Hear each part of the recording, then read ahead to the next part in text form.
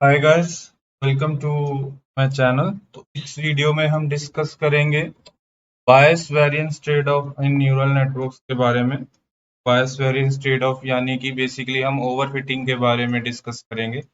Overfitting in case of neural networks या MLP. ठीक है। तो गाइस एक चीज समझो, हमारा जो एमएलपी है या न्यूरल नेटवर्क है उसमें हमारा मेन अगर हम स्ट्रक्चर बनाएं तो हमारा जैसे ये इनपुट्स हैं, अगर हमारे चार, ये हमारी एक लेयर है, ये हमारी दूसरी लेयर है, ये हमारी तीसरी लेयर है। फिर अगर हमने तीन लेयर ली फिर हमारा आउटपुट आता है। तो हमारे बहुत सारे पैरामीटर्स होते हैं। हमारे वेट के पैरामीटर्स यहाँ हुए, वेट के पैरामीटर्स यहाँ हुए, वेट के पैरामीटर्स यहाँ हुए। ठीक है। तो हमारे बहुत सारे पैरामीटर्स होते हैं और ये पैरामीटर्स हमारे किस पे डिपेंड करते हैं कि हमारी कितनी लेयर्स हैं। ठीक है। यहाँ पे मैंने तीन लेयर बनाई है, ये मेरी L1 लेयर, ये मेरी L2 लेयर, ये मेरी L3 लेयर। बेसिकली ये जो पैरामीटर्स हैं ये किस पे डिपेंड कर रहे हैं, मेरी लेयर्स पे। तो बेसिकली यहाँ पे जो हमारा पूरा बायस वेरिएंस ट्रेड ऑफ होता है वो बेसिकली हमारी नंबर ऑफ लेयर्स पे काफी कुछ डिपेंड करता है। ठीक है। अगर हमारी नंबर ऑफ जो लेयर्स हैं, नंबर ऑफ लेयर्स हैं वो इंक्रीज करें या वो बहुत ज़्यादा हैं, इसका मतलब है कि हमारे बहुत ज़्यादा पैरामीटर्स हैं, मोर वेट्स और पैरामीटर्स जो हमें ट्रेन करने हैं या लर्न करने हैं। ठीक है। मोर वेट्स हैं या मोर पैरामीटर्स हैं जो हमें ट्रेन करने हैं। ट्रेन का मतलब यानी कि जो हमें लर्न करने हैं। ठीक है। जब हमारे लेयर्स ज़्यादा हैं या हमारे वेट्स या पैरामीटर्स बहुत ज़्यादा हैं तो हम बेसिकली हमारा चांस ऑफ ओवरफिटिंग ज़्यादा होता है। ठीक है। हमारा चांस ऑफ ओवरफिटिंग ज्यादा होता है, ये आपको समझना बहुत जरूरी है कि जब आपने बहुत सारी लेयर्स लगा दी, इसका मतलब क्या हुआ कि आपके बहुत सारे यहाँ वेट मैट्रिक्स होंगे। ठीक है, वेट मैट्रिक्स होंगे, यहाँ एक बायस मैट्रिक्स भी होता है, लेकिन अभी हम इजी के लिए यहाँ बहुत सारे आपके वेट मैट्रिक्स हैं। ठीक है। तो जब आपके बहुत सारे वेट मैट्रिक्स हैं यानी कि बहुत सारे आपको पैरामीटर्स लर्न करने हैं, तो जो चांस ऑफ ओवरफिटिंग है वो ज्यादा होता है। ठीक है, ये आपको समझना जरूरी है। ओवरफिटिंग ज्यादा का मतलब यही है कि आपका वेरिएंस हाई है। ठीक है। ओवरफिटिंग ज्यादा का मतलब ये है कि आपका वेरिएंस हाई। ये हम मशीन लर्निंग पहले भी पढ़ चुके हैं, जब हम एलआर वेलआर सब पढ़ रहे थे कि ओवरफिटिंग का मतलब यही होता है कि वेरिएंस हाई। ठीक है, एक तो ये कंसेप्ट हुआ। अब अंडरफिट कब होगा? अंडरफिट यानी कि ओवरफिट का अपोजिट। अंडरफिट होगा कि आपकी जब लेयर्स बहुत कम है। सपोज करो आपने एक ही लेयर बनाई है, आपके बहुत फ्यू पैरामीटर्स हैं। ठीक है। मैं सपोज करो आपने एक ही लेयर बनाई है और आपके बहुत फ्यू पैरामीटर्स हैं, तो आपका जो लर्निंग हो रही है बहुत कम हो रही है, लर्निंग बहुत कम हो रही है। जब आपकी लेयर्स बहुत कम होती हैं तो आपके पैरामीटर्स कम होते हैं, तो आपका चांस होता है अंडरफिट करने का। ठीक है। तो आपको ये समझना बहुत जरूरी है कि एमएलपी न्यूरल नेटवर्क के केस में नंबर ऑफ लेयर्स एक बहुत बड़ा पैरामीटर है। नंबर ऑफ लेयर्स एक बहुत बड़ा पैरामीटर है जो डिसाइड करेगा कि आप ओवरफिट करते हो या नहीं, या अंडरफिट करते हो या नहीं। ठीक है। तो अब तो हमने ये समझ लिया कि आप कब ओवरफिट कर सकते हो और कब अंडरफिट कर सकते हो। अब हम डिस्कस करते हैं अब हम डिस्कस करते हैं कि सॉल्यूशन क्या है। यानी कि सॉल्यूशन जो हमारी ओवरफिटिंग हो रही है, इसका सॉल्यूशन क्या है? हम क्या कर सकते हैं कि हमारी जो ओवरफिटिंग ना हो? समझ रहे हो? हम क्या करें कि हमारा जो मॉडल है वो ओवरफिट ना हो।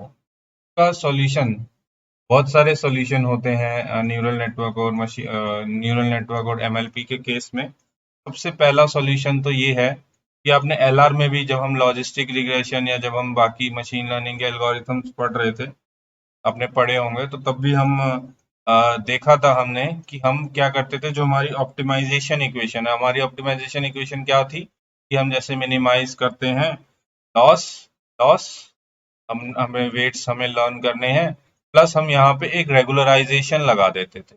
आपको याद हो तो हम एक रेगुलराइजेशन लगा देते थे, और इस रेगुलराइजेशन की वजह से बेसिकली हम कहते थे कि अगर हम ये रेगुलराइजेशन लगा रहे हैं तो हम क्या करते हैं, ये जो एक सॉल्यूशन है, रेगुलराइजेशन एक सॉल्यूशन है कि हमारा जो ये मॉडल है वो ओवरफिट ना करे। ठीक है, वो ओवरफिट ना करे का ये सॉल्यूशन है कि हम यहाँ रेगुलराइजेशन लगा देते। ठीक है। तो ये हमारी ऑप्टिमाइजेशन इक्वेशन थी, minimisation of loss plus regularisation term. अगर हम यहाँ रेगुलराइजेशन लगा दें तो बेसिकली हम ओवरफिट नहीं करते। तो हमने पढ़ा था एलआर के केस में और बाकी मशीन लर्निंग के केस में भी कि हमारी रेगुलराइजेशन दो टाइप की होती है, एक L1 रेगुलराइजेशन होती है, एक L2 रेगुलराइजेशन होती है। ठीक है, तो अगर मैं यहाँ L1 यूज अगर मैं यहाँ L2 यूज करूँ, ठीक है, अगर मैं जैसे बोलूँ कि minimisation of loss plus lambda times हम क्या कहते थे कि वेट का जो स्क्वायर समीशन ऑफ, अगर मैं करूं वेट WIJ वेट ले लूं, इनका स्क्वायर, ऐसी ही हमारी स्क्वायर टर्म होती थी L2 के केस में। बेसिकली ये हमारा रेगुलराइजेशन पैरामीटर होता था। तो हम क्या कहते हैं कि अगर हमारी लैम्ला की वैल्यू बढ़ाएं, ठीक है, हम कहते हैं कि अगर हम लैम्ला की वैल्यू बढ़ाएं तो हमारा चांस है कि हम ओवरफिट ना करें, चांस ऑफ ओवरफिटिंग। बेसिकली क्या होता है कि अगर आप लैम्ला बढ़ाओगे तो ये टर्म बढ़ेगी, जब ये टर्म बढ़ेगी इस टर्म में ये टर्म डोमिनेट होगी, जब ये टर्म डोमिनेट होगी तो आपकी लेस चांस होगी ओवरफिटिंग की। अगर आप लैम्ला घटाओगे तो ये टर्म बढ़ेगी, ठीक है, ये टर्म कम कम होगी। जब ये टर्म आपकी कम होगी, इसका क्या मतलब है, जब ये टर्म कम होगी इसका मतलब है कि आपकी ओवरफिटिंग की चांस बढ़ेगी। ठीक है, तो बेसिकली लैम्ला जो है ना, आपका एक तरीके से एक रेगुलराइजेशन पैरामीटर होता है। ठीक है, तो आप यहाँ पे लैम्ला इंटू ये वाली L2 रेगुलराइजेशन है, आप L1 रेगुलराइजेशन भी लगा दो। ये सारे कंसेप्ट हमने पढ़े हुए हैं। तो अगर हम यहाँ पे minimisation of loss plus lambda into L1 regularisation भी लगा सकते हैं। यहाँ पे जो लैम्ला है वो, यहाँ पे भी लैम्ला हमारा एक रेगुलराइजेशन पैरामीटर है। लैम्ला को अगर हम बढ़ाएंगे हमारी ओवरफिटिंग कम होगी। ये बातें आपको पता होनी चाहिए कि लैम्ला अगर, ये सब हमने डिस्कस करा है, लैम्ला अगर बढ़ेगा तो ओवरफिटिंग कम होगी। ठीक है, अब तो ये आपने समझ लिया, ये एक तरीका है। और एक और बात, अगर आपने एलआर में पढ़ा हो कि जब आप L1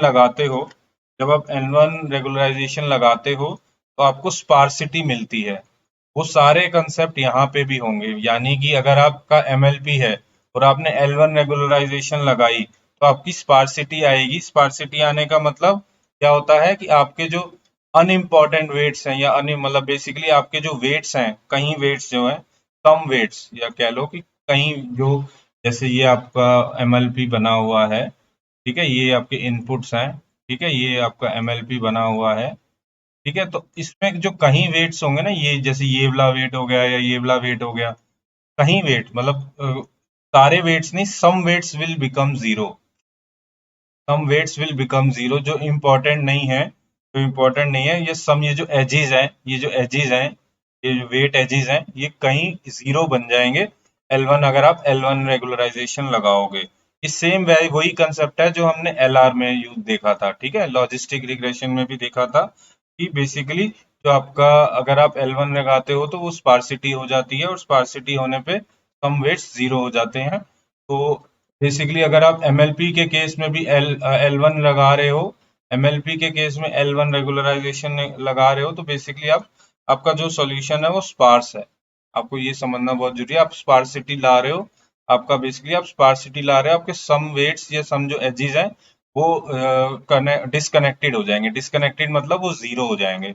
ये समझना बहुत जरूरी है, ठीक है। ये जो, जैसे ये वाला सपोज करो, ये इंपॉर्टेंट नहीं है, बेसिकली अगर आपने L1 लगाया तो ये डिस्कनेक्ट हो जाएगा, ठीक है। तो ये कंसेप्ट हो गया, हमने एक पॉइंट समझ लिया कि हम एक सॉल्यूशन समझ लिया, हमारा एक सॉल्यूशन ओवरफिटिंग का।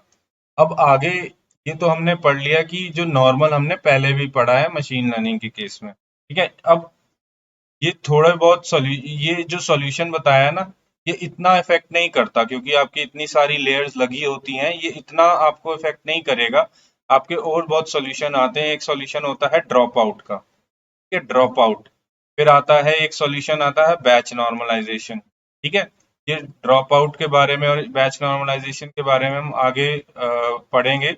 बेसिकली ये जो सॉल्यूशन होता है ना ड्रॉप आउट, ये भी एक तरीके का सॉल्यूशन ही है कि हमारी ओवरफिटिंग ना हो, ठीक है, हमारी ओवरफिटिंग ना हो। बेसिकली ये ड्रॉप आउट भी एक तरीके का हमें रेगुलराइजेशन ही ला रहा है, रेगुलराइजेशन ही ला रहा है। ये आपको समझना बहुत जरूरी है, रेगुलराइजेशन ही ला रहा है। एक तरीके का ड्रॉप आउट भी और बैच नॉर्मलाइजेशन भी। तो रेगुलराइजेशन ला रहा है मतलब कि हमारी ओवरफिटिंग कम कर रहा है। ठीक है, ये चीजें समझना बहुत जरूरी है कि ये ड्रॉप आउट और बैच नॉर्मलाइजेशन भी एक तरीके के आपके रेगुलराइजर हैं। ये काफी क्वेश्चन भी पूछा जाता है कि न्यूरल नेटवर्क्स के केस में आपको अगर ओवरफिटिंग या ओवरफिटिंग कम करनी है तो उसका या तो क्या सॉल्यूशन है उसके। तो उसके तीन सॉल्यूशन है। एक तो आप L1 L2 रेगुलराइजेशन लगा दो, दूसरा आप ड्रॉप आउट लगा दो, या फिर बैच नॉर्मलाइजेशन कर दो। तो ये सब थोड़े बहुत सॉल्यूशंस हैं न्यूरल नेटवर्क या एमएलपी के केस में। ठीक है, तो गाइस हम नेक्स्ट वीडियो में ड्रॉप आउट के बारे में पढ़ेंगे। Okay guys.